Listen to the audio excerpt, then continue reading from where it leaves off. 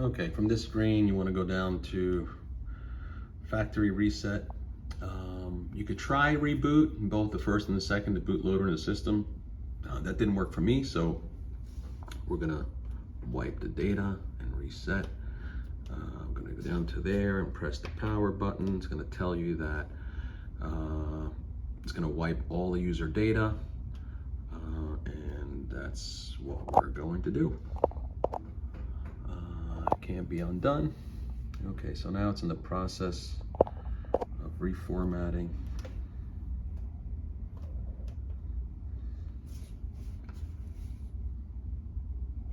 Data wipe complete.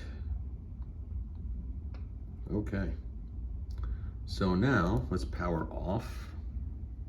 Now that it's saying it's complete, and I have 4 different completes here, but you want to go to power off, and let's power it off, and we should be able to log back in.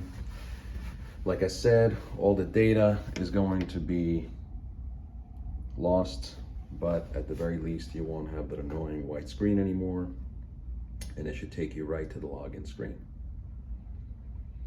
So let's see if that's what actually happens. Okay, in about 10 seconds or so.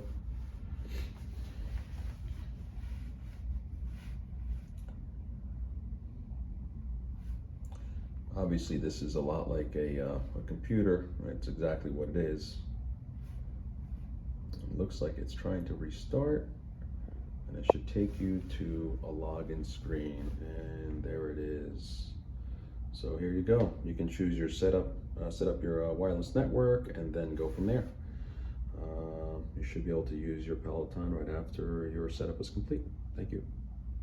Hopefully you like this video and it helps. If you enjoy my videos, I have a bunch of other videos online as well that you can take a look, both from cars and Apple Watches.